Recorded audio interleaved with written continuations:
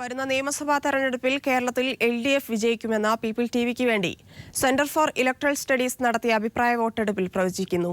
LDFന് 85 മുതൽ 90 സീറ്റുകൾ വരെയും UDFന് 50 മുതൽ 55 വരെ സീറ്റുകളും ലഭിക്കുമെന്നാണ് പ്രവചനം. 4 സീറ്റുകളിൽ ജയസാധ്യതയുണ്ടെങ്കിലും BJPക്ക് ഉറച്ച സീറ്റുകളൊന്നുമില്ലെന്നും സർവേ ചൂണ്ടിക്കാണിക്കുന്നു. വരുന്ന നിയമസഭാ തെരഞ്ഞെടുപ്പിൽ ആരു വിജയിക്കും?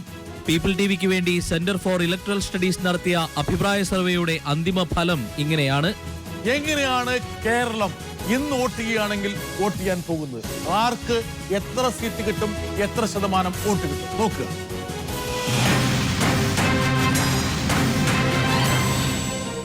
LDF 85 മുതൽ 90 സീറ്റ് വരെ, UDF 50 മുതൽ 55 വരെ, BJP 0 to 4 4 സീറ്റ് വരെ BJPക്ക് പോകാം.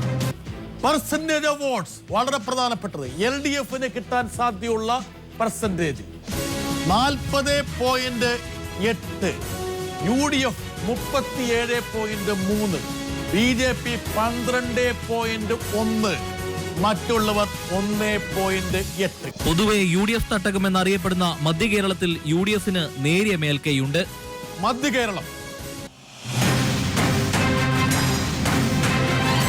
LDF 19 മുതൽ 20 സീറ്റ് വരെ 36.5% വോട്ട്, UDF 21, 23, 39.1, BJP 0. പക്ഷേ എങ്കിൽ പോലും 12.6% വോട്ട്. അതേഴ്സില് നോ റെസ്പോൺസ് കൂടി ഉണ്ടല്ലേ? അതെ, പ്രതികരിക്കാത്തവരും മറ്റുള്ളവരും കൂടെ ചേർന്ന് 11.8. ഇതാണ് മധ്യ കേരളത്തിന്റെ CS കാണുന്ന ഫലം. തെക്കൻ കേരളത്തിൽ LDF വൻ മുന്നേറ്റം ഉണ്ടാക്കുമെന്നും സർവേ പ്രവചിക്കുന്നു. സൗത്ത് കേരള എങ്ങനെ ആയിരിക്കും ഇന്ന് വോട്ട് ചെയ്യുകയാണെങ്കിൽ വോട്ട് ചെയ്യാൻ പോകുന്നു? CS കണക്ക് പ്രകാരം ഇതാണ്.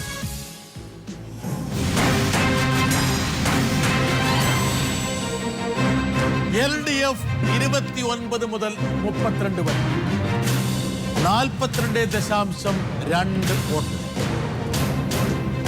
UDF 7 മുതൽ 9 വരെ. ഒരുപക്ഷെ UDFന്റെ ഏറ്റവും വലിയ തിരിച്ചടി സംഭവിക്കാൻ പോകുന്ന ഒരു മേഖല തെക്കൻ കേരളമാണ്. പ്രതീക്ഷയോടെ മത്സരിക്കുന്ന BJPക്ക് 4 സീറ്റുകളിൽ ജയസാധ്യതയുണ്ട്.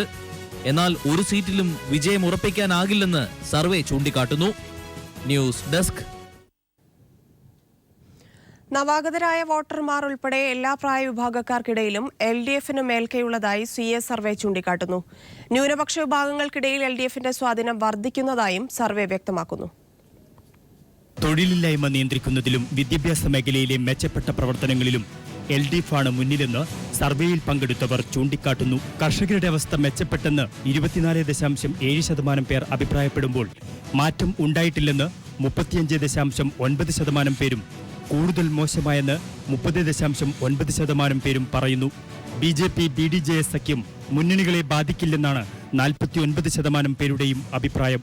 BJPക്ക് വോട്ട് ചെയ്യുന്നവരിലെ 30% പേർ വെള്ളാപ്പള്ളിയെ പിന്തുണയ്ക്കുന്നവരാണ്. ശാശ്വതീകാനന്ദയുടേത് ദുരൂഹ മരണമാണെന്ന് 34.6% പേരും, അല്ലെന്ന് 25.2% പേരും കരുതുമ്പോൾ 40.2% പ്രതികരണം ഇല്ല. ലിംഗാടിസ്ഥാനത്തിൽ പിന്തുണ ആരായുമ്പോൾ പുരുഷന്മാരിലും സ്ത്രീകളിലും മേൽക്കൈ LDFനാണ്.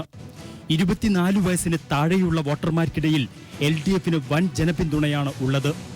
LDFനെ 44.5% ചെറുപ്പക്കാർ പിന്തുണയ്ക്കുമ്പോൾ UDFനെ 35.2% പേരും, BJPയെ 12.3% പേരും പിന്തുണയ്ക്കുന്നു.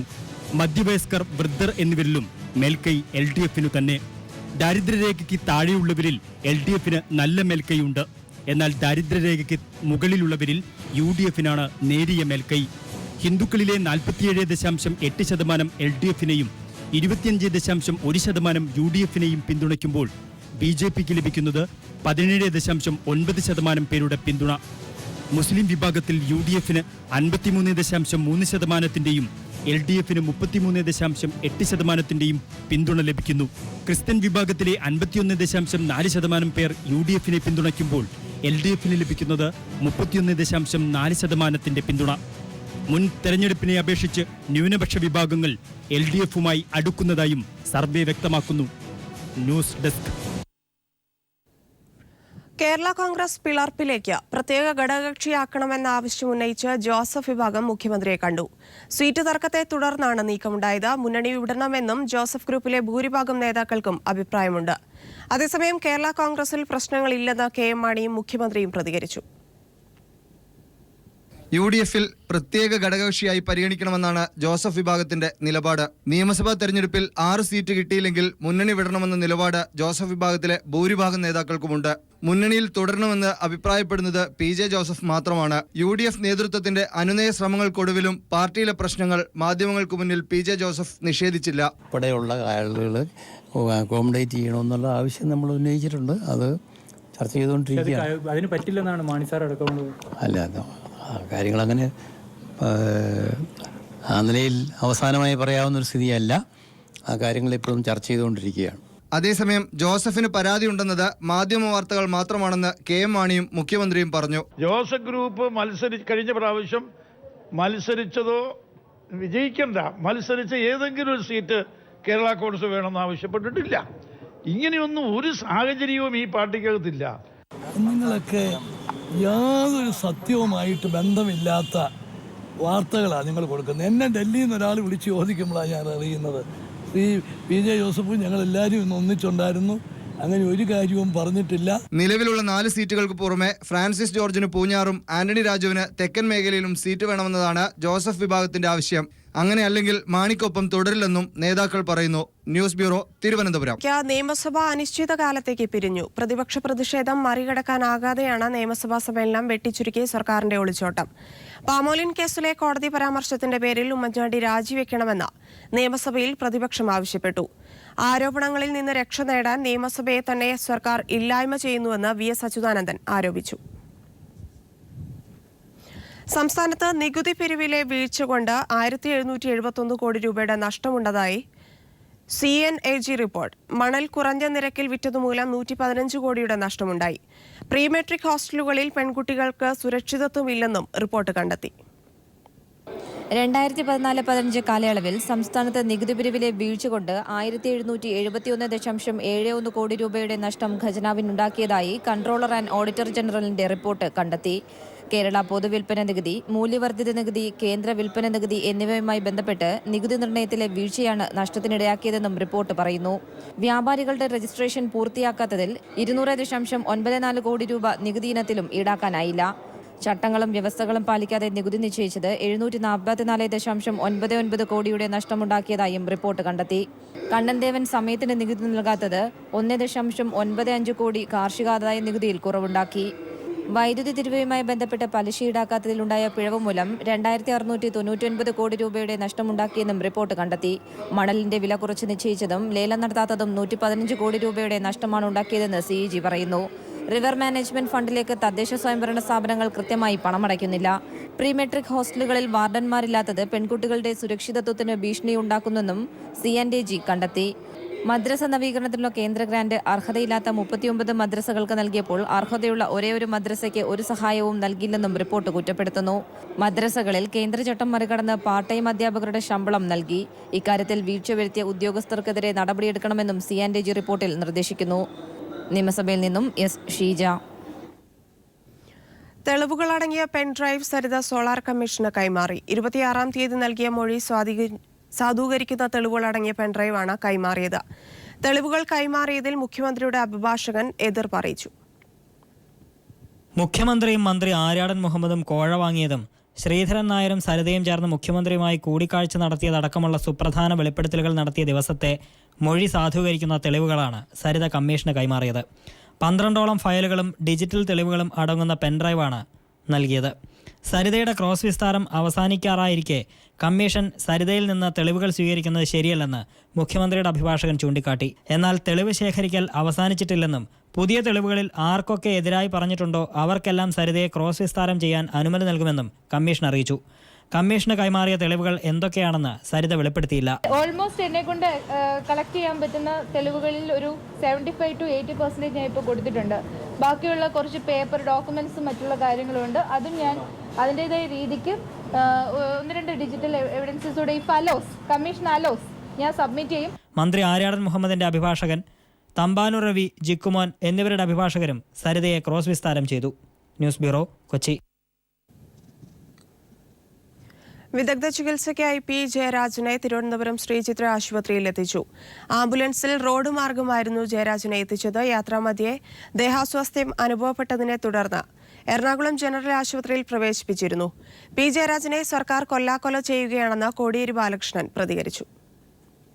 CPIM കണ്ണൂർ ജില്ലാ സെക്രട്ടറി പി ജയരാജനെ രാത്രി 8 മണിയോടെയാണ് തിരുവനന്തപുരത്തെ ശ്രീ ചിത്തിര തിരുനാൾ മെഡിക്കൽ സെന്ററിൽ എത്തിച്ചത്.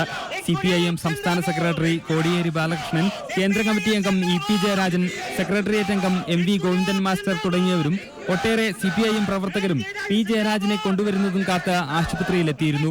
പി ജയരാജനോട് സർക്കാരും CBIയും കടുത്ത മനുഷ്യാവകാശ ലംഘനമാണ് കാണിക്കുന്നതെന്ന് കോടിയേരി ബാലകൃഷ്ണൻ പറഞ്ഞു. അന്ന് കൊല്ലാൻ കഴിയാത്ത ജയരാജനെ ഇന്ന് വിവിധ രൂപത്തിൽ കൊല്ലാക്കൊല ചെയ്യുന്ന സ്ഥിതിയിലേക്കാണ് CBIയും ഗവൺമെൻറ്റും കൂടി ചെന്നെത്തിയിട്ടുള്ളത്. എന്തെങ്കിലും ഒരു മനുഷ്യത്വം CBIക്ക് ഉണ്ടായിരുന്നെങ്കിൽ ഇത്തരമൊരു നിലപാട് സ്വീകരിക്കുമായിരുന്നു. അടുത്ത അസംബ്ലി തെരഞ്ഞെടുപ്പ് നടക്കുന്ന സന്ദർഭത്തിൽ പി ജയരാജൻ നാട്ടിലുണ്ടാകാൻ പാടില്ല. അതിനുവേണ്ടി തയ്യാറാക്കിയ ഗൂഢപദ്ധതിയുടെ ഭാഗമായിട്ടാണ് ജയരാജനെ കേസിൽ പ്രതിയാക്കിയത്. ശ്രീ ചിത്ര തിരുനാൾ മെഡിക്കൽ സെന്ററിലെ കാർഡിയാക് ICUവിലാണ് പി ജയരാജനെ പ്രവേശിപ്പിച്ചിരിക്കുന്നത്. വിദഗ്ധ ചികിത്സ ആരംഭിച്ചതായും അദ്ദേഹത്തിന്റെ ആരോഗ്യനില തൃപ്തികരമാണെന്നും ആശുപത്രി അധികൃതർ അറിയിച്ചു.